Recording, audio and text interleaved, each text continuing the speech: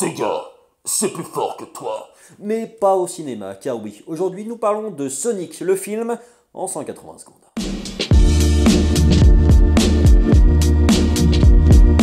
Réalisé par Jeff Fowler, alors qu'une tribu convoite son pouvoir dans son monde, Sonic fuit vers la Terre jusqu'à être découvert par le docteur Robotnik, qui veut aussi mettre la main sur son pouvoir. Alors Sonic, c'est nul, c'est vide de tout en fait. C'est un film qui se laisse voir. C'est vraiment, je trouve, la formule fast-food du cinéma. C'est-à-dire que si on accepte le travail, j'imagine, conséquent des mecs aux effets spéciaux ou globalement des plans de tout ça, on sent que le truc a été écrit en une semaine, préparé en deux, et puis tourné en pas beaucoup plus de temps. C'est-à-dire que, vu l'épaisseur du scénar, je pense pas que c'est avec ça qu'ils ont participé à la déforestation de l'Amazonie. C'est vraiment... ouais, c'est balèze tellement c'est vide. Je trouve que rien n'est travaillé. Donc déjà, le scénar est vide, ce qui est quand même vraiment problématique parce que l'histoire de Sonic est assez méconnue. En fait, il n'y a pas trop d'histoire dans le jeu vidéo, donc on pourrait créer toute une mythologie autour. Un peu comme l'avait fait le détective Pikachu, de réinventer un peu le monde des Pokémon là-dessus en le transposant au cinéma tout en laissant le monde du jeu vidéo exister.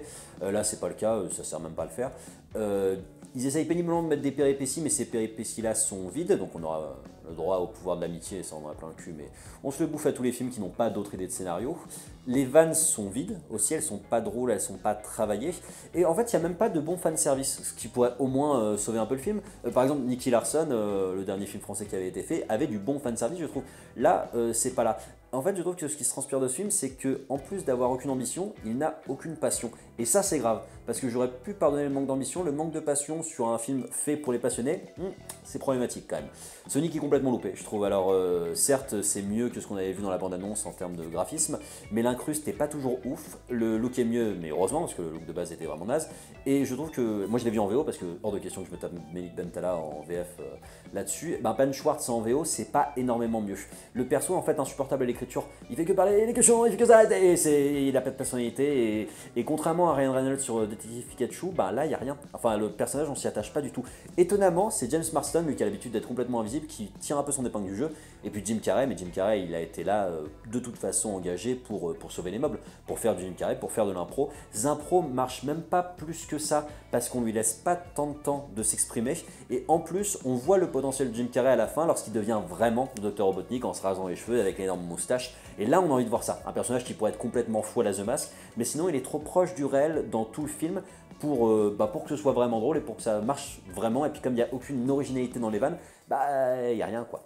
C'est pas beau, ça a des scènes d'action qui ne sont pas maîtrisées, il y a des copies de la scène de ralenti de X-Men qui sont moins bien parce que pas la bonne musique, parce que pas aussi jolie, et ça n'a aucune originalité ni dans le script ni dans la réalisation, c'est vraiment du produit fast-food. Ce ligne de film n'a rien à offrir, si ce n'est un film qui tente tant bien que mal de ressusciter une icône du jeu vidéo qui tombait dans l'oubli et qui va le rester. Et top. Et c'est tout pour cette critique, j'espère que le film vous aura plu.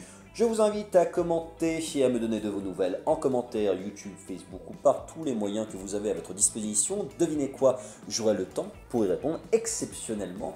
Je vous précise que sur la chaîne Popcast, pour essayer de vous occuper pendant cette durée de confinement, il y a toujours la web-série Le Bureau des Consciences qui vient tout juste d'achever sa saison en 14 épisodes et que nous avons aussi mis en ligne des pièces de théâtre, des captations de pièces de théâtre. Pour l'instant, nous n'en avons que 2. Le Mensonge n'a jamais sauvé personne de Pied Plancher Productions et hors antenne de la compagnie Tantalas, de spectacle dans lequel j'ai eu la chance de jouer. Je ne peux hélas pas vous en proposer plus parce que c'est à la discrétion des metteurs en scène, des auteurs et des producteurs de pouvoir proposer gratuitement ce genre de captation. Ces 2 compagnies ont accepté très généreusement de vous les proposer pendant 15 jours gratuitement sur la chaîne. Donc n'hésitez pas à aller visionner ça, histoire d'amener le théâtre chez vous. Je vous invite à liker, commenter, vous abonner, et je vous donne rendez-vous très bientôt pour d'autres critiques en 180 secondes.